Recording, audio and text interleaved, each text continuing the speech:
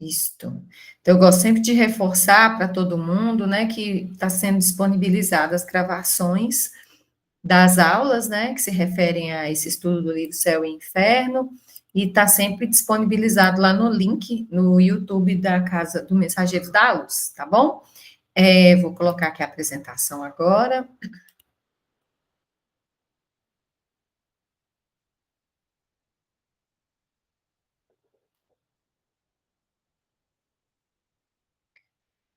Prontinho.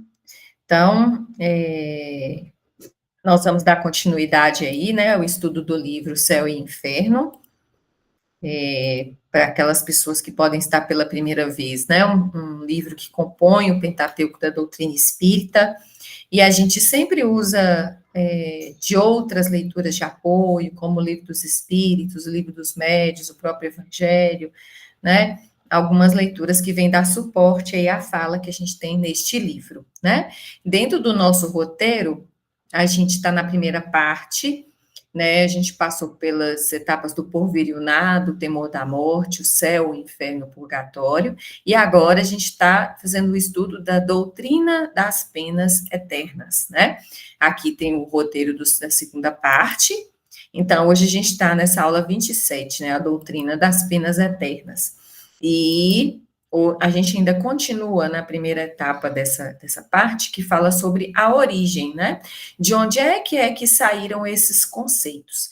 Então, é sempre importante, ela é uma das questões mais relevantes, quando a gente traz essa quebra de paradigma dessa fala da pena eterna, né? Que a gente pensa assim, né? Não haveria, então, a razão de ser dos arrependimentos e a razão de ser dos perdões, por exemplo, né? Se a gente estivesse fadado a uma pena eterna, uma situação permanente, onde não haveria, de certa forma, uma remissão, né? Daqueles que assim entenderem que seria importante o fazer, né? Então, a gente está falando sobre de onde é que se originou essa colocação, né? E dando continuidade à fala, a gente vai trazer e vai contrastar muito com, igual a gente falou na última aula, sobre muitos conceitos e muitas colocações, porque a gente está falando de uma época onde as pessoas eram completamente diferentes, né? Então, a gente está falando de pessoas que vinham, né, da fala, da lei lá, que foi colocada por Moisés. Então, a gente falava de muita brutalidade, de muita rispidez, né? E as pessoas não tinham lá todo esse entendimento a respeito disso. Então, teve a razão de ser, como a gente falou na nossa última aula, sobre a questão, né, da primeira revelação, que foi a lei de Moisés, né, os mandamentos, depois a vinda de Jesus e um terceiro momento, o advento da doutrina, né. Então, naquela época, a gente notava uma fala e até mesmo as traduções, né, traziam essa questão bem grotesca, né? E eu chamo a atenção sempre para o capítulo do Evangelho que fala sobre a moral estranha, aonde traz muitas explicações a respeito do que acontecia nessa época. Então, nessas falas, né, a gente tinha lá que Jesus falava que as pessoas, né, que não se comportassem bem ou que usassem da maneira errada, né, o seu livre-arbítrio, iriam acabar queimando nesse fogo eterno, né? Tinha o advento do inferno e tal.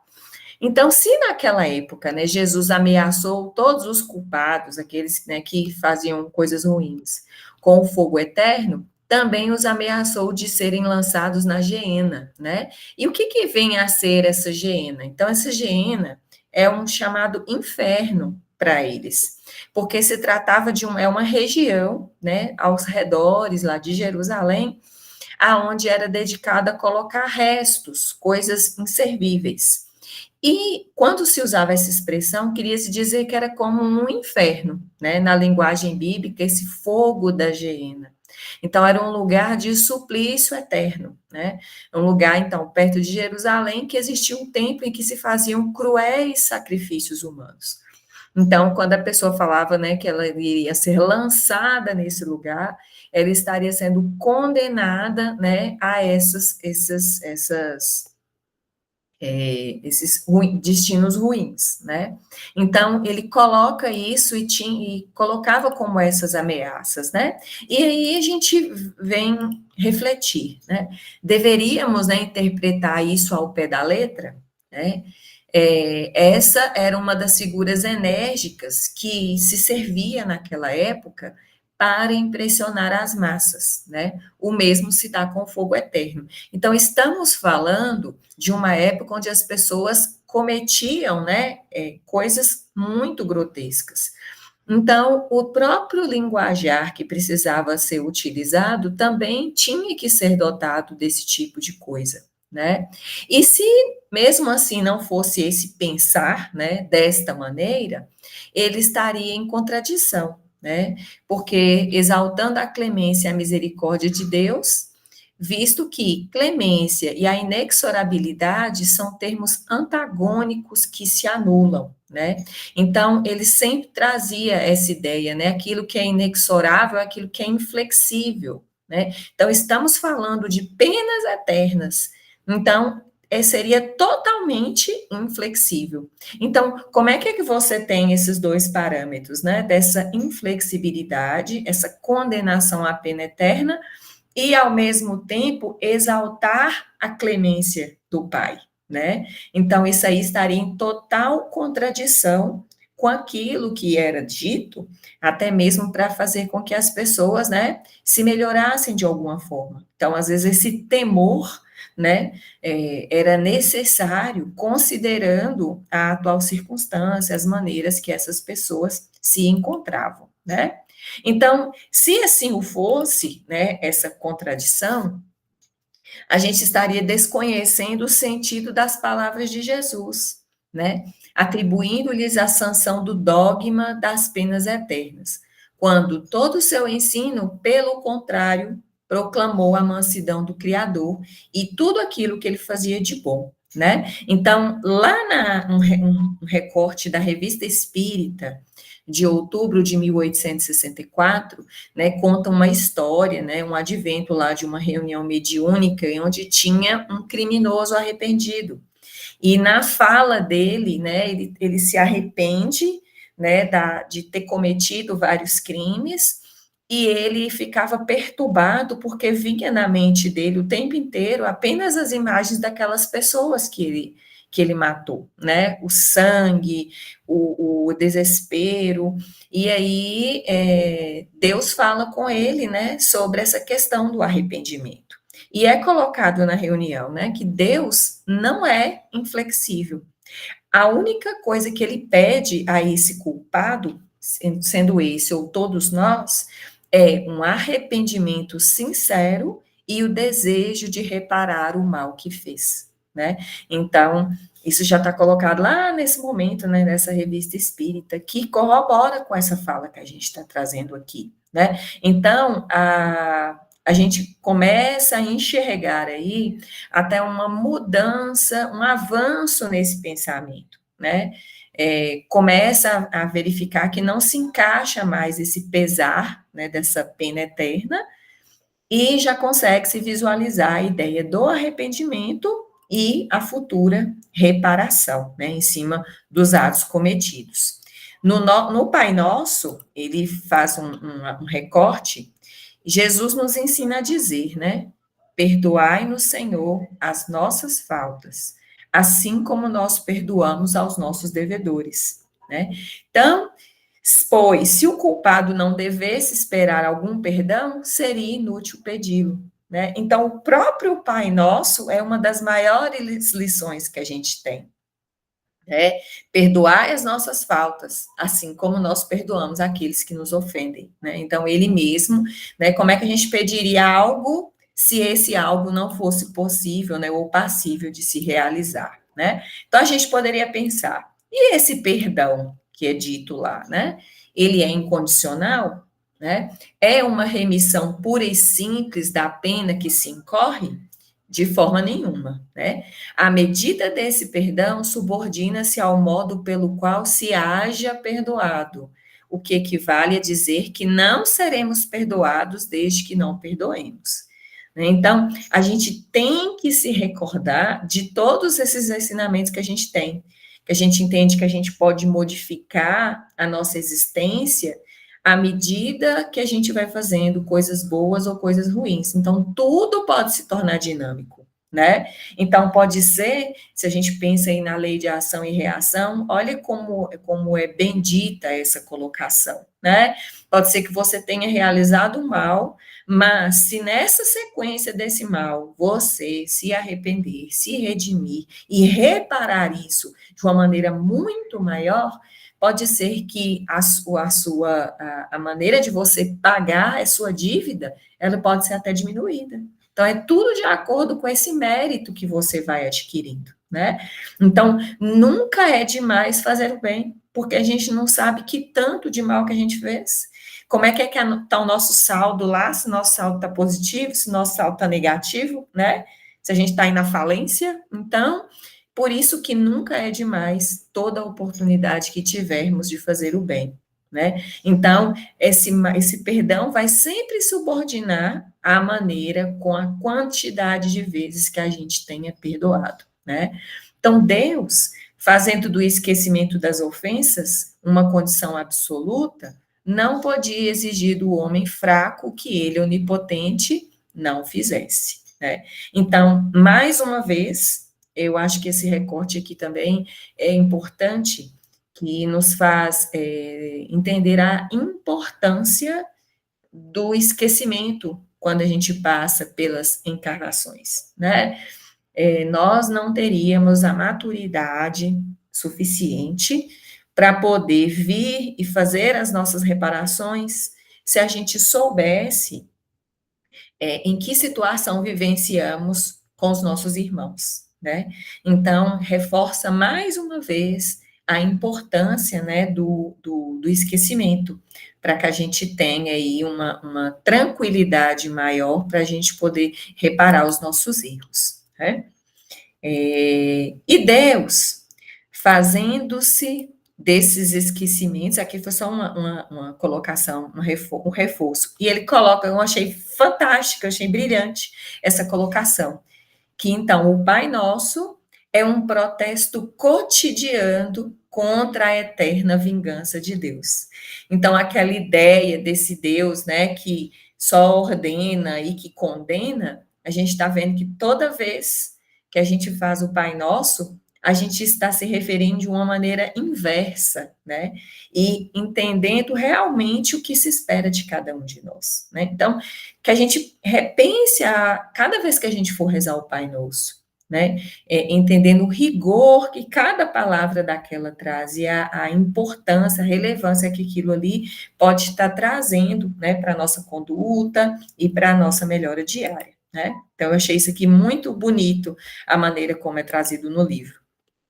E para os homens que só possuíam da espiritualidade da alma uma ideia confusa, né, porque era muito até difícil compreender a existência da alma, né, se você praticamente só entendia tudo de forma material. Esse fogo material nada tinha de improcedente, ele era totalmente coerente, né, até porque isso já participava da crença pagã, né, que era quase universalmente propagada. Se a gente voltar, né, lá nas primeiras aulas que a gente viu aqui, a gente percebe que essa criação, né, essa crença imaginada, né, por muito tempo também teve o seu lugar de voz e de importância, né, para, de certa forma, conduzir as pessoas. Elas tinham que ter pelo menos um determinado norte, de acordo com o esclarecimento que se existia na época, né? Então, da mesma maneira, né, de forma igual, a eternidade das penas, nada tinha que pudesse repugnar a homens, né? Desde muitos séculos submetidos à legislação do terrível Jeová, né? Então, ela era totalmente, como eu falei, coerente com aquilo que se colocava. Então, por isso que ninguém negava, por isso que ninguém questionava a existência dessas penas, né?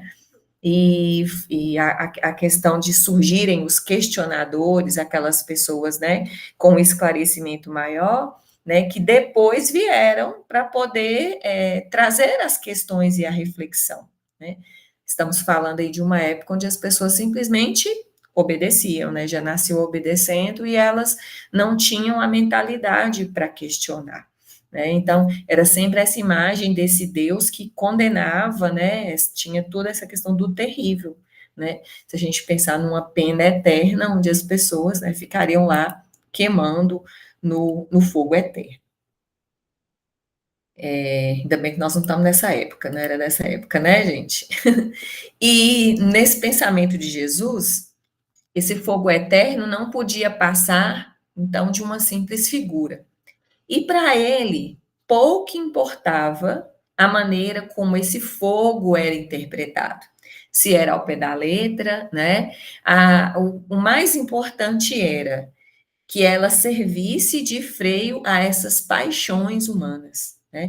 Então, se a única maneira de você impedir que as pessoas agissem de maneira errada, né, em relação a essas paixões, fosse através dessa crença desse fogo eterno, então, que se faça crer no fogo eterno, né? Então, se era só esse mecanismo, né, existente na época para trazer esse freio, então era ele que era o necessário, né? Então, por isso que a gente observa lá, né, os dizeres, os próprios dizeres, né, se a gente parar para pensar, não matar, né, não roubar, a maneira como era colocado, né, e muitas religiões, né, daquela época e muitas crenças ainda se apoiam, né, nesse rigor, na maneira como traz, né, a questão desse fogo eterno. Então, sabia ele, ademais, que o tempo e o progresso se incumbiriam de explicar esse sentido alegórico, né? Então, chegaria o momento onde os esclarecimentos se dariam, né? As pessoas amadureceriam e estariam prontas para receber as demais informações, né? Mesmo porque, segundo a sua predição, o Espírito de verdade viria esclarecer aos homens de todas as coisas, né? Então, seria dada a hora, né, das pessoas já terem, de certa forma, uma preparação para aquilo que ainda estaria por vir, né? Mesmo assim, eu sempre gosto de trazer essas reflexões para as nossas aulas, né? Mesmo nós, 2020 e tantos anos depois de Cristo, né, ainda vemos aí tantas barbáries, né, acontecendo tantas coisas, se a gente não tivesse esse esclarecimento, né, de entender que estamos passando por um momento de transição, né, de um momento onde a gente observa mesmo essa depuração, né, do nosso planeta, ficaria difícil para a gente conceber as coisas que acontecem, né? Então, eu acho que traz para a gente até um quê, assim, de serenidade, não assim para a gente poder ser conivente com aquilo que acontece, mas para que a gente possa ter serenidade para compreender, entender que algumas coisas se fazem necessárias, né? E a gente repensar as nossas atitudes como participante desse processo, né? Então, eu vou estar de qual lado, né? Eu vou estar do lado que comete mais coisas ruins, ou eu, de alguma forma, vou ser responsável por pegar aquela estrelinhazinha e devolver para o mar, para ela não secar, né? E pensar sempre dentro dessa possibilidade, né? De realizar as nossas pequenas coisas, mas realizá-las sempre, né? Dentro daquilo que nos é possível. Então, o caráter essencial dessas penas irrevogáveis, né, é a ineficácia do arrependimento, né? Porque se a gente estava, né, diante de um panorama onde você estaria decretada a pena eterna, se arrepender não adiantaria de nada, né? Então, Jesus nunca disse que o arrependimento não mereceria a graça do Pai, né? Em nenhum momento ele disse isso, né? Pelo contrário, ele sempre se deparou de maneira com ensejo, né? Falava de um Deus clemente, de um Deus realmente Pai, né, misericordioso, solícito em receber o filho pródigo que voltasse ao lar paterno, né, inflexível, sim, poderia ser, né, para aquele que é um pecador obstinado, mas pronto sempre a trocar o castigo pelo perdão do culpado, sinceramente arrependido. Então, com o advento da vinda de Jesus, é como se a gente começasse a ver esse amolecimento dessa casca dura que tinha sido criada anteriormente, né? É o momento onde começou a se desdobrar e preparar para novas bem-aventuranças, digamos assim, né? É um momento onde a gente tem o divisor de águas, né? Por isso que é tão representativa essa ideia do antes de Cristo e depois de Cristo, porque realmente culminou nessa diferença, né? Nesse ampliar de consciência que se esperava e que é tão necessário, né? Para a nossa história. Então, este não é, por certo, o traço de um Deus sem piedade. Esse Deus clemente que foi trazido por Jesus, esse Pai bondoso, né, era totalmente diferente daquilo que vinha sendo colocado antes.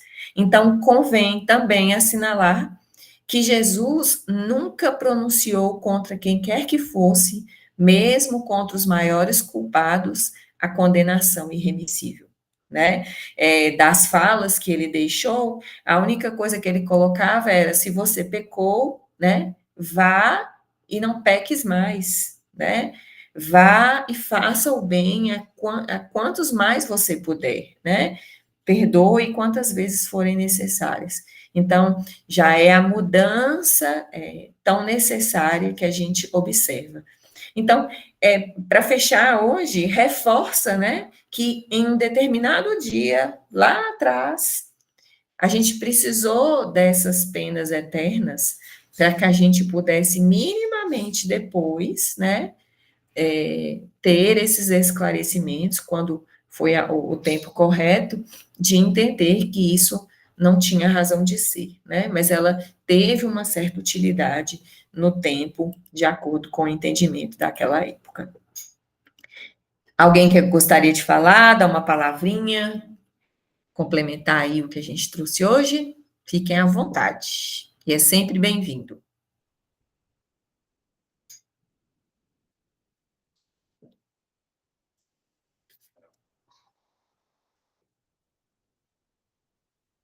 Hoje ninguém vai comentar nada?